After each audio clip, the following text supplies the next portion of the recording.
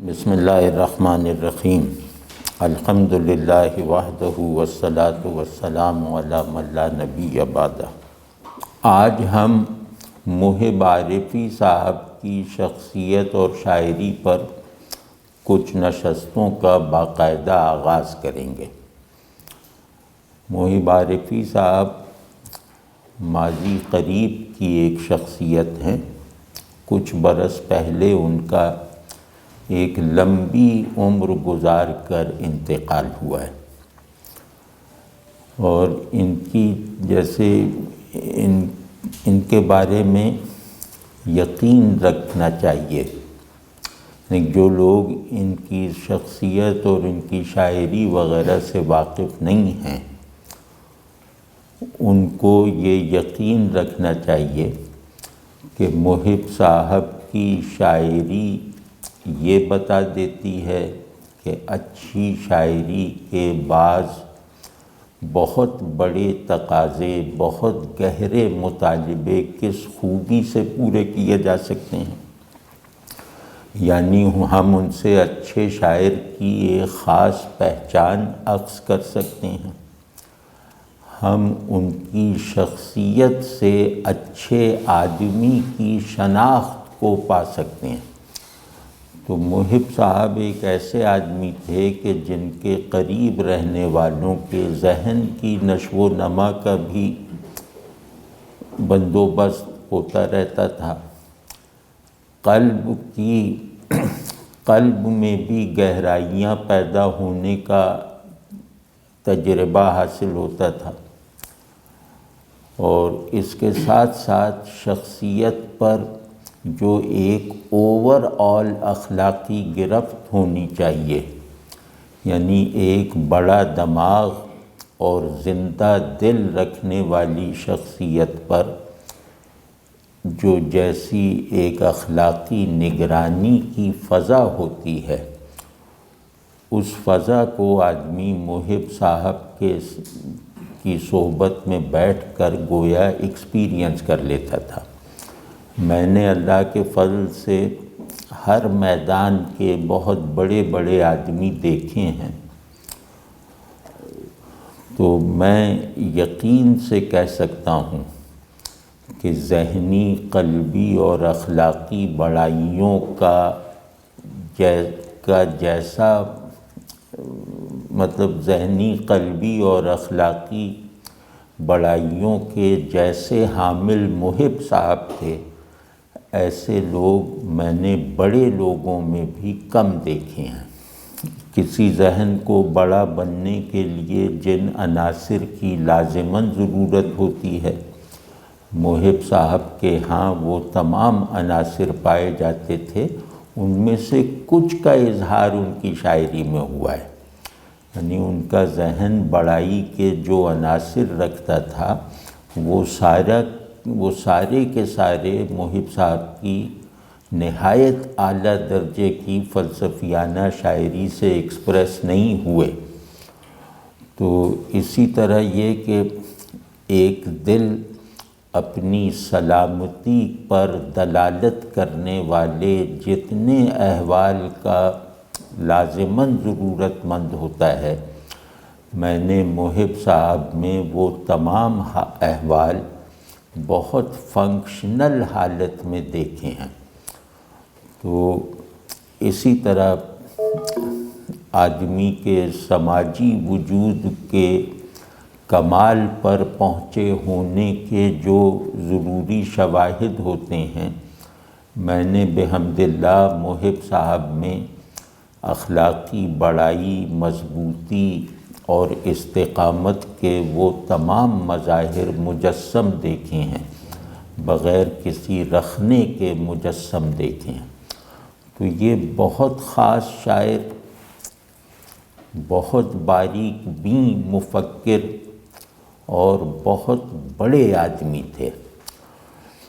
تو ان پر انشاءاللہ آج سے ہم نشستوں کا آغاز کرتے ہیں، اس امید کے ساتھ کہ محب صاحب پر ہماری گفتگو کا سلسلہ 2-4 نشستوں میں انشاءاللہ پورا ہو جائے گا۔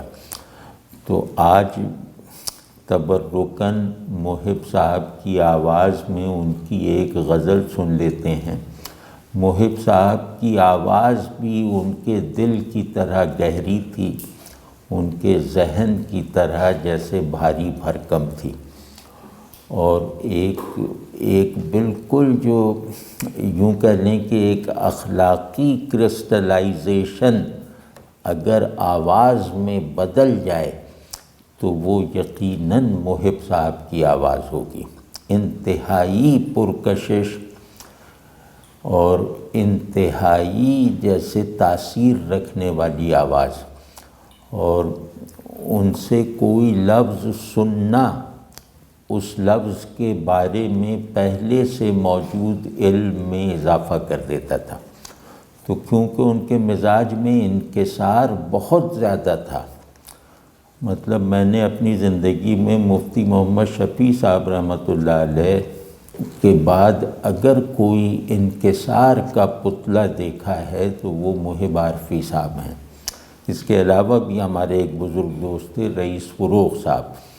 تو یہ تین حضرات ایسے ہیں کہ جنہیں دیکھ کر آدمی انکسار کے وہ معانی بھی دریافت کر سکتا ہے جو معانی لغت میں نہیں آئے، جو معانی لفظ سے معنی لفظ کو کھنگالنے کے جو طریقے ہیں ان سے دریافت نہیں ہو سکتے۔ یعنی یہ وہ لوگ ہیں جنہوں نے انکسار کے لفظ کی معنویت اور تاثیر میں اپنی ذات سے اضافہ کر دیا۔ تو ان کی آواز سن لیجئے، لیکن یہ ذہن میں رہے کہ محب صاحب اپنے اظہار کی طرف بالکل مائل نہیں تھے، تو وہ اپنی شاعری بھی بہت بے دلی سے سناتے تھے۔ تو اس میں بھی آپ کو محسوس ہوگا کہ وہ اپنے شعر بہت بے دلی اور روا روی میں پڑھ رہے ہیں، تو یہ مارجن دیجئے گا۔ اور یہ جو ریکارڈنگ ہے یہ ہمارے ایک عزیز دوست ڈاکٹر خورشید عبداللہ صاحب نے فراہم کی ہے، جو محب صاحب کے بہت بڑے محب ہیں، اور محب صاحب کے بارے میں سوانحی اور خاندانی معلومات انہیں جتنی ہیں وہ مجھے حاصل نہیں ہیں۔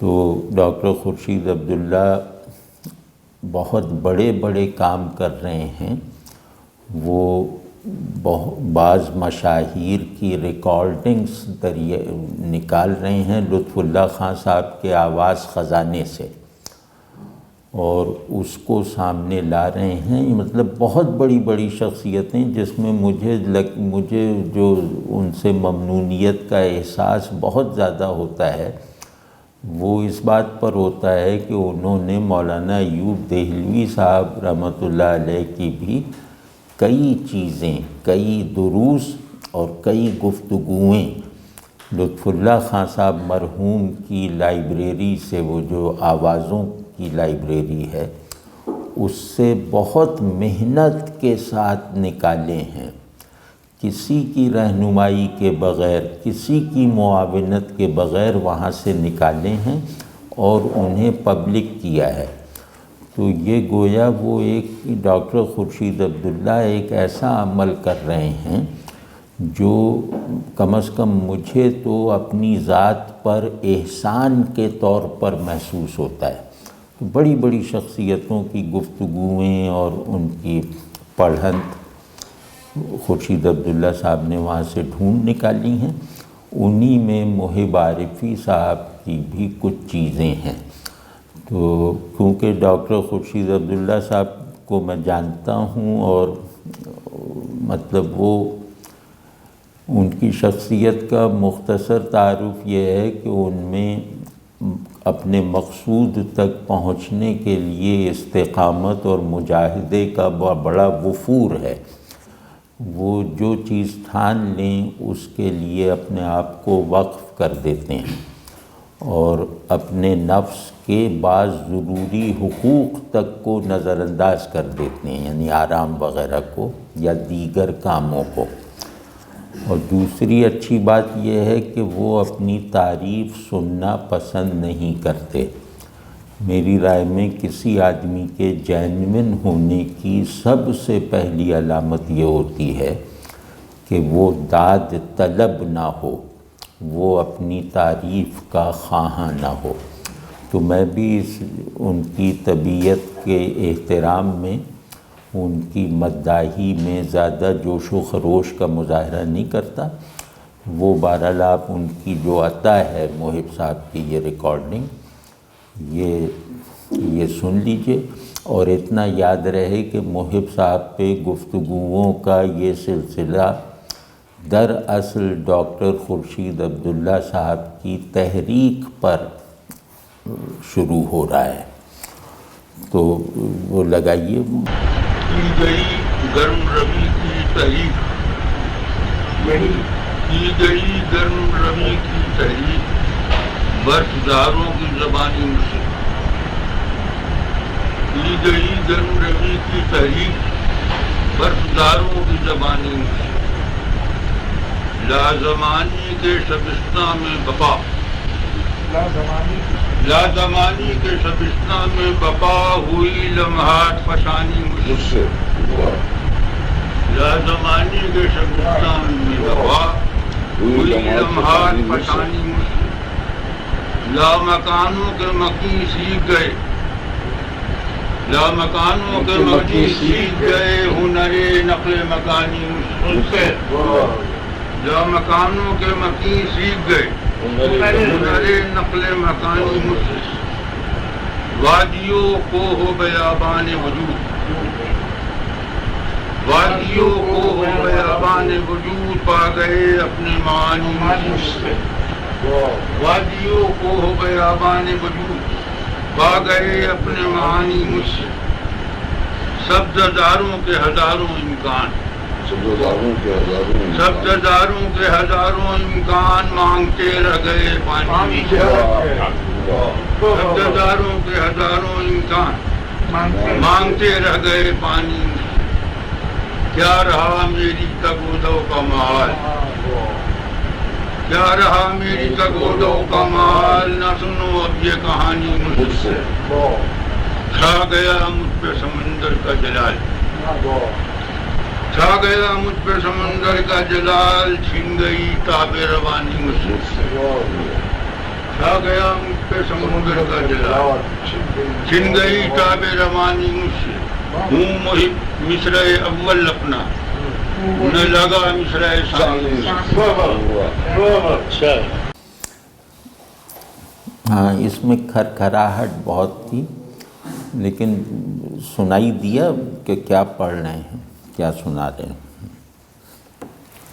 یہ غزل محب صاحب نے غالباً کسی شعری نشست میں سنائی تھی، اور تھوڑا آواز بہت صاف نہیں ہے، لیکن امید ہے کہ جو پڑھ رہے تھے وہ ہم نے سن لیا۔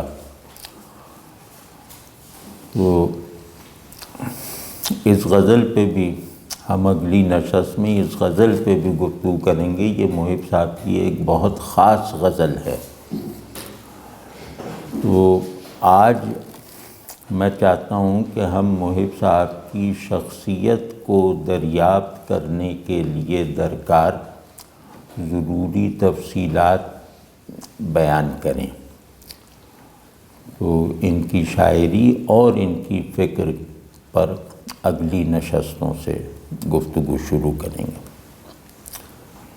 محب عارفی صاحب، ان کا نام محب اللہ خان تھا، تو محب عارفی ان کا قلمی نام ہے۔ یہ بہت سینئر بیوروکریٹ تھے، غالباً فیڈرل سیکرٹری کے طور پر ریٹائر ہوئے تھے، اور انہوں نے کئی برس پنڈی اسلام آباد میں گزارے۔ ایک سینئر بیوروکریٹ ہونے کے باوجود ان کی شخصیت کی تعمیر میں ان کے پیشے اور ان کی پیشہ ورانہ حیثیت کا دخل نہ ہونے کے برابر تھا۔ مطلب یہ کہ یہ بالکل کسی بھی پہلو سے اپنی دنیاوی حیثیت کو اظہار نہیں پانے دیتے تھے۔ ان کے یہاں جب یہ پنڈی اسلام آباد میں تھے تو ان کے یہاں ہر جمعرات کو ادیب، شاعر وغیرہ یا اہل فکر جمع ہوا کرتے تھے، جس میں محب صاحب بہت اعلیٰ درجے کی میزبانی فرمایا کرتے تھے۔ تو محب صاحب کی سرکاری مصروفیات اس قسم کی تھیں کہ انہیں مختلف دوروں پر ملک کے اندر اور ملک کے باہر جانا پڑتا تھا۔ تو ان حالات میں بھی جب محب صاحب گھر میں نہیں ہوتے تھے، ان کی بیٹھک اس نشست کے لیے ہر جمعرات کو مہمانوں کے لیے حاضر رہا کرتی تھی، تمام آداب میزبانی کے ساتھ۔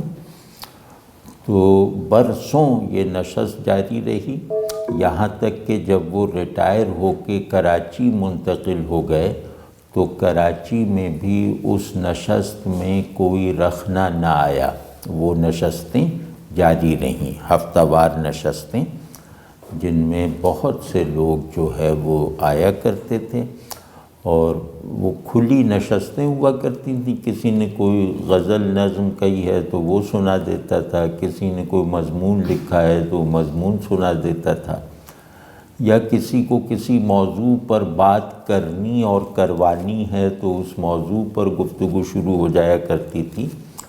اس میں محب صاحب مطلب بہت زیادہ نمایاں نہیں رہتے تھے ان نشستوں میں، مطلب جو موضوع آپ چھیڑ رہے ہیں اس پہ گفتگو دوسرے لوگ کرتے تھے، محب صاحب بیچ بیچ میں ایسے ہی شریک ہو جاتے تھے۔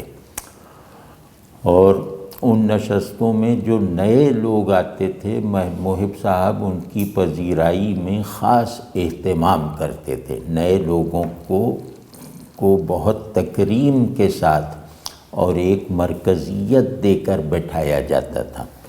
اس کے علاوہ نوجوان شعراء یا ذہین لوگ یہ آ جاتے تھے تو محب صاحب ان کی طرف زیادہ متوجہ رہا کرتے تھے اور ان کی حوصلہ افزائی کا ماحول پیدا کر دیتے تھے۔ تو اور یہ سب کچھ وہ اتنی انکسار اور اتنی ایک طرح کی سبمسو محبت کے ساتھ کیا کرتے تھے کہ وہاں موجود اکثر سرگرم لوگوں کو یہ احساس ہونے کا اندیشہ پیدا ہو جاتا تھا کہ ہم محب صاحب کو کچھ سکھا رہے ہیں۔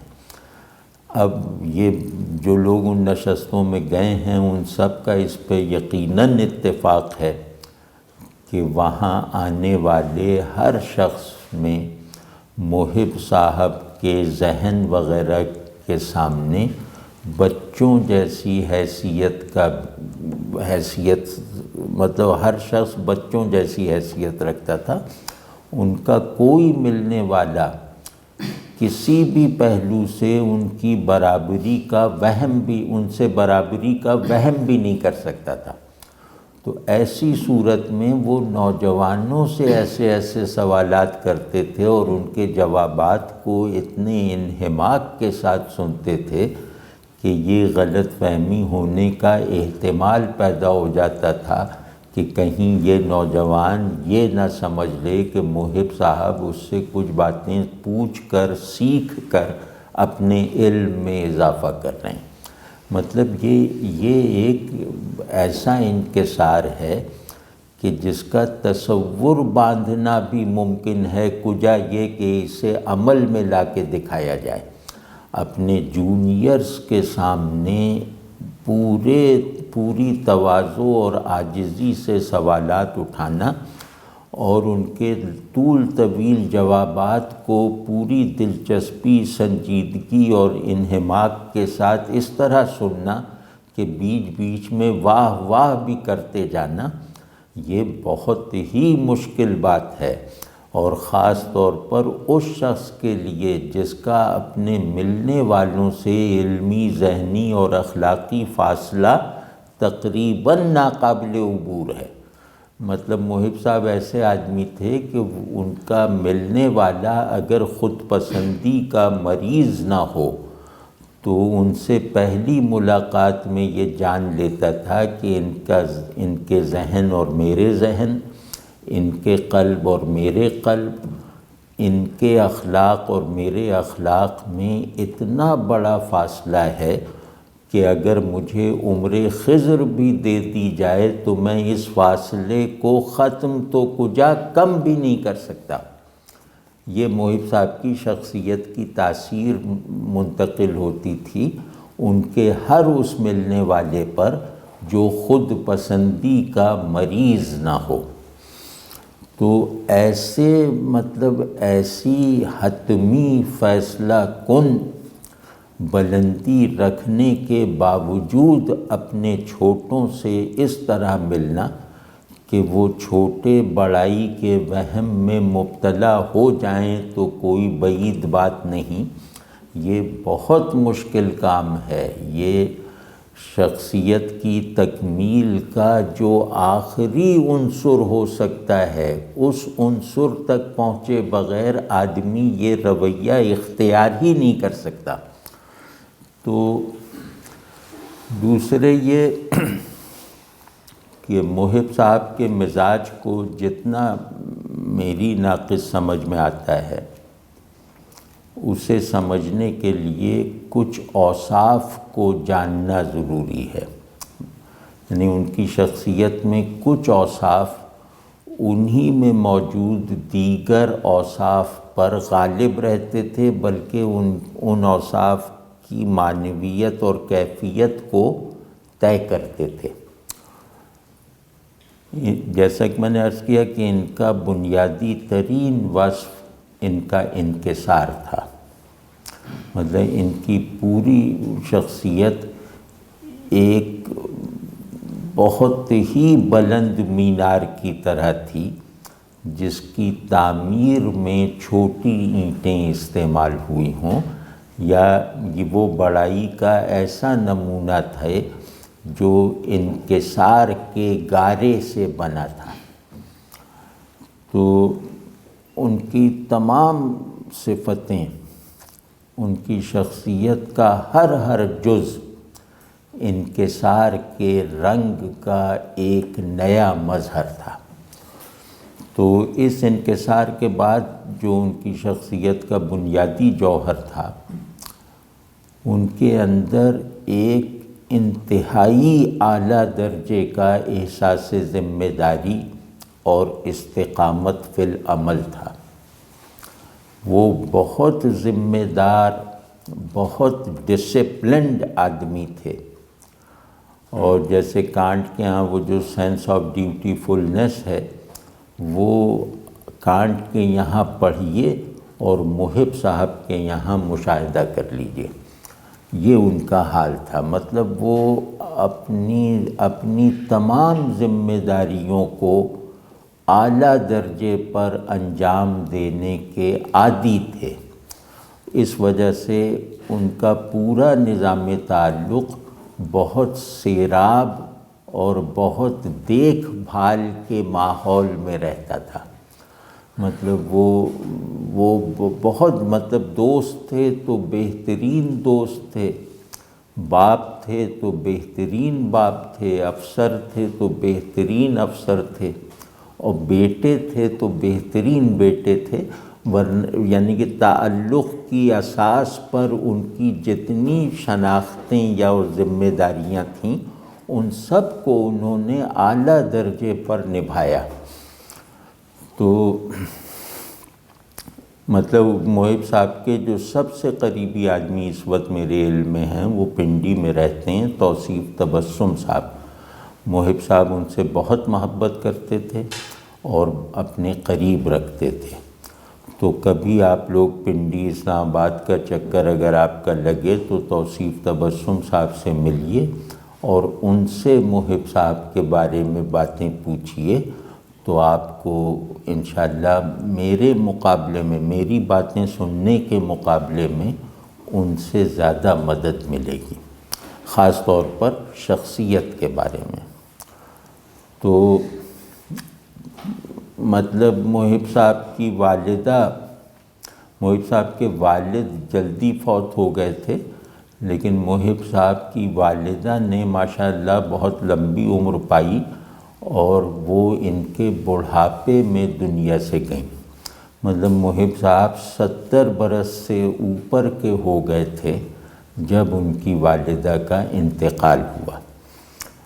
تو لوگ بتاتے ہیں کہ محب صاحب جس طرح اپنی والدہ کے آگے رہتے تھے اس کا تذکرہ کتابوں میں ڈھونڈنا بھی عبث ہے۔ مطلب وہ جیسے ماں پر فدا تھے اور بالکل مطلب والدہ سامنے ہیں تو گویا ان کے لیے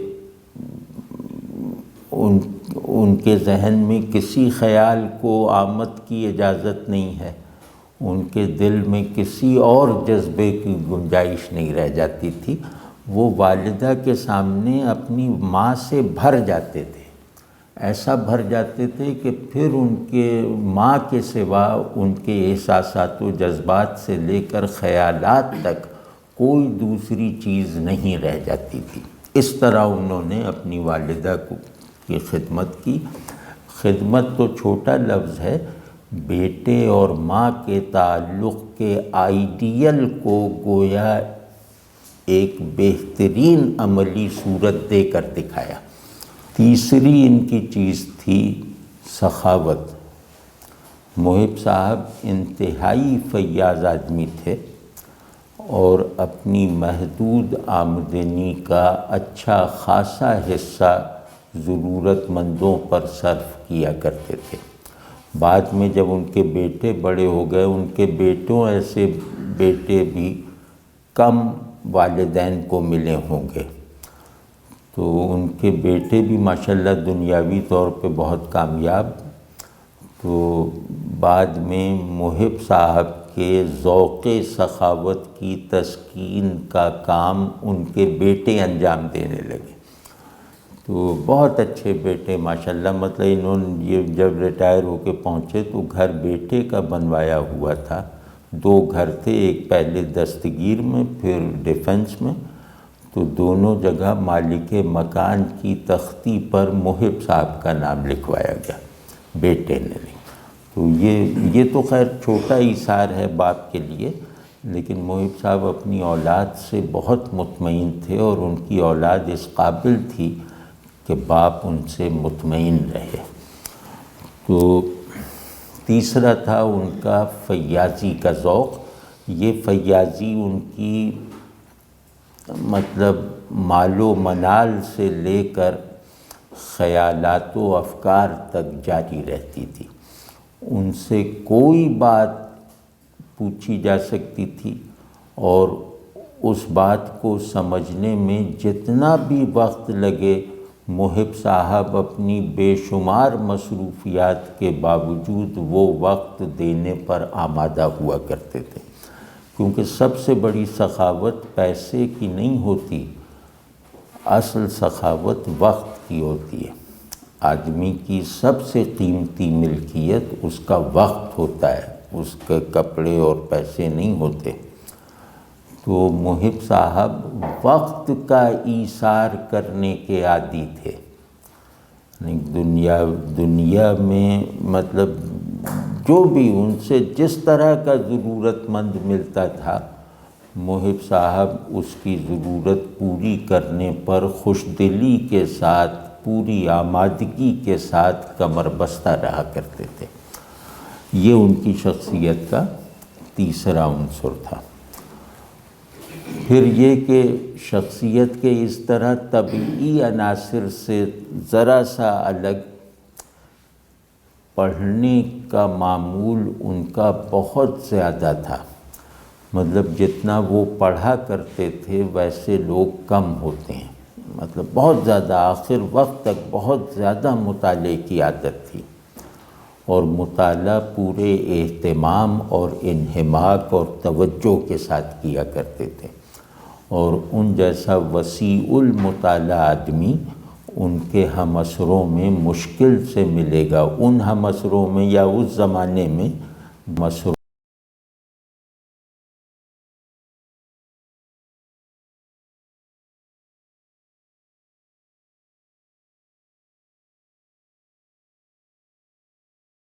دوست، کتابوں سے انتہائی محبت رکھنے والے، یہ ان کی شخصیت کا ایک اور رخ تھا۔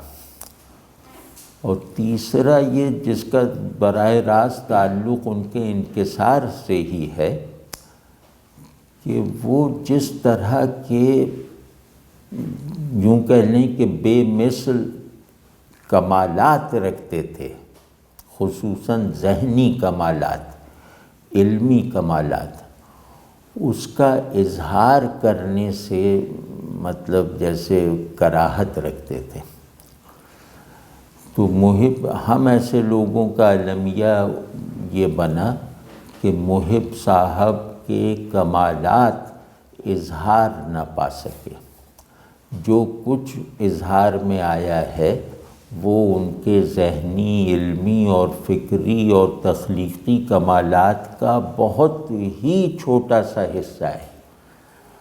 تو لیکن یہ کہ یہ عالی ظرفی، یہ وسیع الظرفی محب صاحب میں جتنی تھی میں نے اپنے مولانا کے علاوہ کہیں نہیں دیکھی، کہ انہیں اس بات سے کوئی دلچسپی ہی نہیں تھی کہ وہ آپ پر یہ ظاہر کریں کہ وہ اس معاملے میں کتنا جانتے ہیں۔ وہ بس آپ کے ساتھ ساتھ رہتے تھے، جہاں تک آپ پہنچے ہوئے ہیں بس وہیں تک پہنچا ہوا خود کو دکھا دیتے تھے، یہی بس ان کا گویا بہت بڑا اظہار تھا، اس سے بھی وہ گھبراتے تھے۔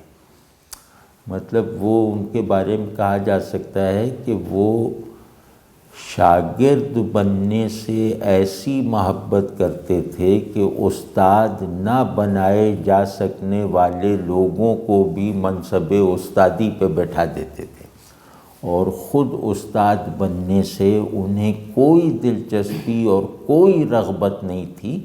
ایسا کام، ایسی علمی اور فکری رہنمائی کا کام وہ اپنے جذبہ خیر خواہی سے اور طبعی جبر کے ساتھ انجام دیا کرتے تھے۔ تو یہ سب باتیں، یہ کچھ باتیں ہیں، مطلب ان کی شخصیت کو سمجھنے کے لیے یہ بنیادی باتیں تو ہیں، لیکن ساری باتیں نہیں ہیں۔